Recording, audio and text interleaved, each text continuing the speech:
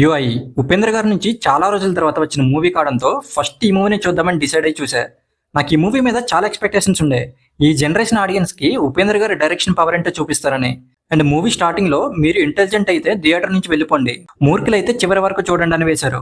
స్టార్టింగే ఇలా ఉందంటే సినిమా అదిరిపోద్ది అనుకున్నా, కానీ సినిమా చూశాక నేను బెదిరిపోయా. Hello all, welcome to my channel Nomatic cinema. Cinema start అవ్వడం చాలా ఇంట్రెస్టింగ్ గా స్టార్ట్ అవుతుంది, కానీ దాని తర్వాత నుంచి వచ్చే స్క్రీన్ ప్లే అంతా చాలా గందరగోళంగా ఉంటుంది. ఇందులో డిస్కస్ చేసిన పాయింట్స్ అన్ని మనం చాలాసార్లు చూసాం, మళ్ళీ వాటినే సటైరికల్ గా మనకే చెప్తుంటే ఎలా? తీసుకున్న పాయింట్స్ చాలా మంచివే, కానీ ఉపేంద్ర గారి నుంచి ఇంకా వేరే స్క్రీన్ ప్లే ఎక్స్పెక్ట్ చేశా.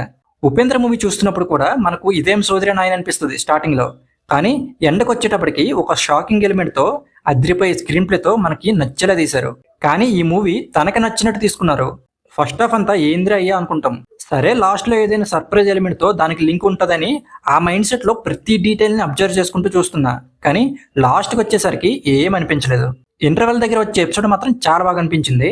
ఇంకా సెకండ్ హాఫ్ లో ఆ జైల్ లాంటి దాని నుంచి సత్య ఎలా బయటకు వచ్చాడు అనే ప్రాసెస్ ని చూస్తున్నప్పుడు మనకి భలే అనిపిస్తుంది. అదేంటని చెప్పను, ఆ ఎపిసోడ్ ని అర్థం చేసుకుంటే భలే అనిపిస్తుంది, లేకపోతే సోదిలా అనిపిస్తుంది. ఇంక ఈ మూవీకి మేజర్ ప్లస్ పాయింట్ మాత్రం అజనీష్ లోక్నాథ్ ఇచ్చిన బీజిఎం టాప్ నాచ్ ఉంది, కానీ సాంగ్స్ మాత్రం చాలా బ్యాడ్ గా ఉన్నాయి. ఇంకా ఉపేంద్ర గారి యాక్టింగ్ ఎప్పట్లానే తన స్టైల్లోనే ఉంది. అండ్ స్క్రీన్ ప్లే విషయంలో ఇంకొంచెం కేర్ తీసుకోవాల్సింది. తన ప్రీవియస్ ఫిలిమ్స్ ఆడియన్స్ ని కన్ఫ్యూజ్ చేసినా లాస్ట్ కి వచ్చేటప్పటికి సాటిస్ఫై అవుతారు, కానీ ఈ మూవీకి మాత్రం ఆ సాటిస్ఫాక్షన్ రాలేదు. ఉపేంద్ర గారి నుంచి ఆడియన్స్ ఇంకేదో ఎక్స్పెక్ట్ చేస్తున్నారు, అది ఉపేంద్ర గారు తెలుసుకోవాలి. మిమ్మల్ని మేము నార్మల్ డైరెక్టర్స్ లో చూడడం లేదు, మీరు ఎప్పటికీ ఇండియాలో తోపు డైరెక్టరే, కానీ మీ సినిమాలాగే ఇన్కంప్లీట్ చేస్తున్నా, మీకే వదిలేస్తున్నా.